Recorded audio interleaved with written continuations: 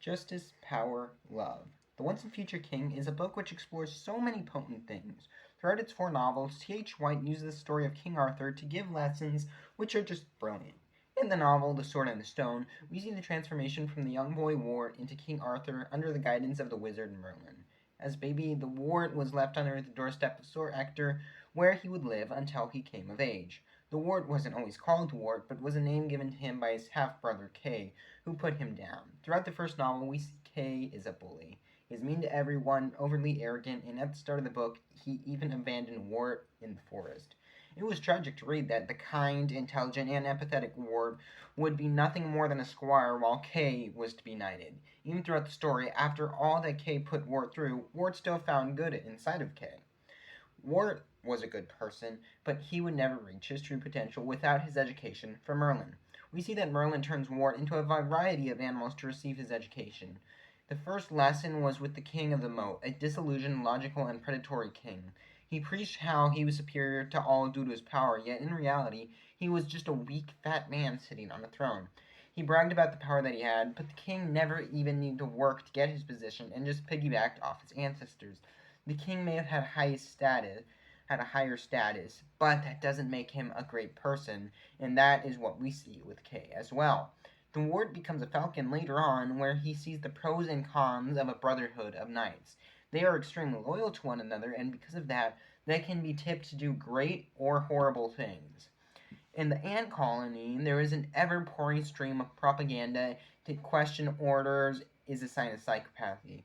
Ants are soldiers who will do horrible things because they are too happy with the status quo and don't have any critical thinking skills.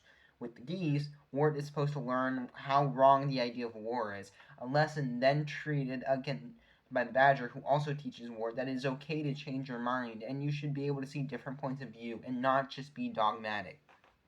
All of the lessons Wart receives culminates when he goes to London with his family. He sees a sword in a stone and wants to get it for his brother Kay. So he tries to pull it out, and with all of his past animal mentors to help him cause the transformation, Wart pulls out the sword and becomes Wart no longer, but the King of England. All of his previous lessons were then to build up Wart into someone who was not going to inherit the throne, but someone who was going to earn it. When he pulled out the sword, it signified that the Wart who put in the work and deserved the respect to be the king, and from then on he was Arthur and Wart no longer. In the next novel, The Queen of Air and Darkness, we get a theme which roots itself in all the other themes of the story, and it is the debate of might versus right. In this novel, Arthur is riding around in war thinking it is fun, but can't be bothered to think of the casualties. Merlin, who has already tried to teach Arthur this lesson, has to spell it out for Arthur. He explains that those who have power to do what they please does not make it okay for them to do as they please. Arthur finally clues into the lesson and takes it as inspiration for the Round Table. Previously, in The Sword and the Stone, Wart and Kay go on a mission with Robin Hood. In that quest, the bully Kay is used to help defeat the evil queen, Morgan Le Fay. He uses his might to do the right thing, and that is the idea of the Round Table. It is also based on the idea from the Falcons, where they will use the idea of an order and chivalry to attract other knights and make a brothership which is used for good. Arthur is trying to make a brotherhood which he can lead into becoming a force of what is right, an outlet for their fighting tendencies.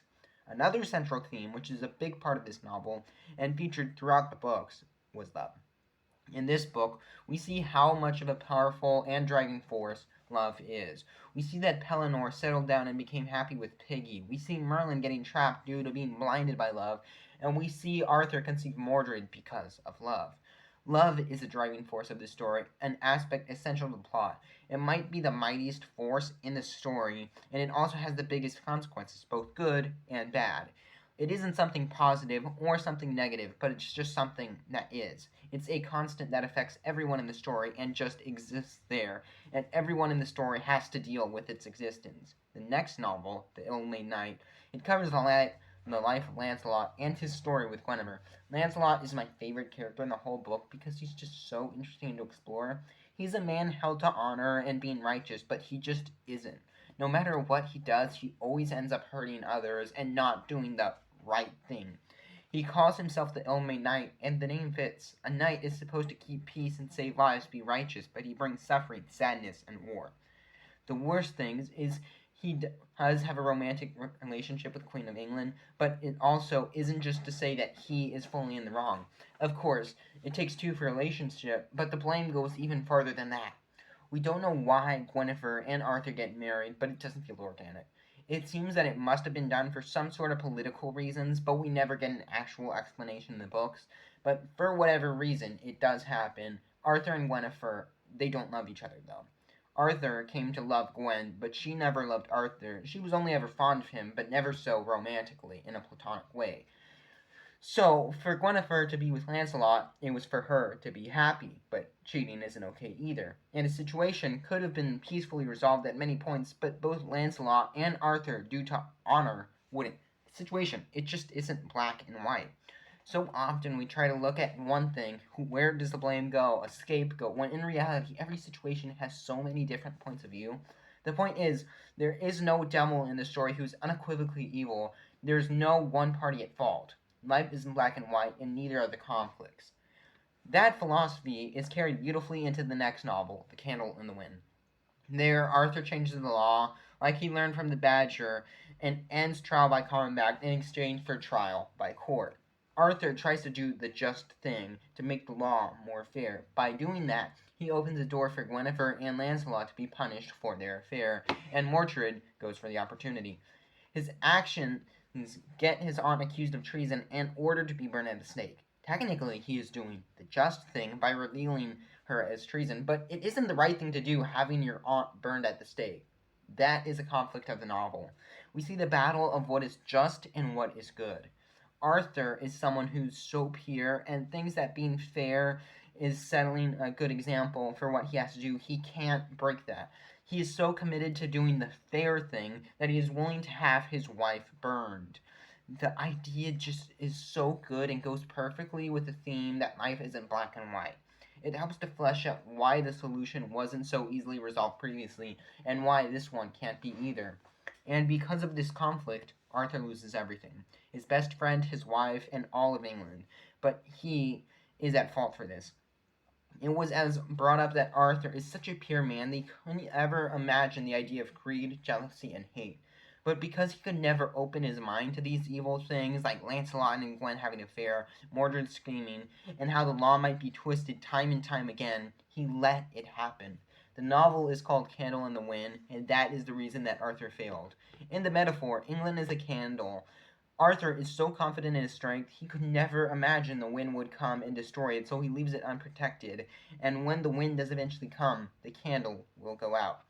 Arthur was so dogmatic in his trust, and that is why England was destroyed. Just because you're a good person doesn't mean you should be overly trusting. There are people who wish you harm, and you have to be prepared. You can still be a good person, but you can't be ignorant like Arthur. The Once and Future King is a book about growing up. All of its themes and lessons that you learn, it's just about what you learn as you get over. Life has its ups and downs, but the book is about how to prepare. All the lessons are necessary for a balanced and happy life, and by embracing them, you can avoid the mistakes of Arthur, Lancelot, and Guinevere and find peace, happiness, and a fulfilled life. If you are interested in more book analysis videos, make sure to check out this one where we break down the mind of the Hunger Games villain, President Snow, using the Ballad of Songbirds and Snakes. Make sure to subscribe for more book analysis videos, as well as just analysis on so many other types of fiction, animation, movies, TV, all of that. I have been Fictional Fanatics. Thank you for watching. I'll see you in the next one, but until then, bye!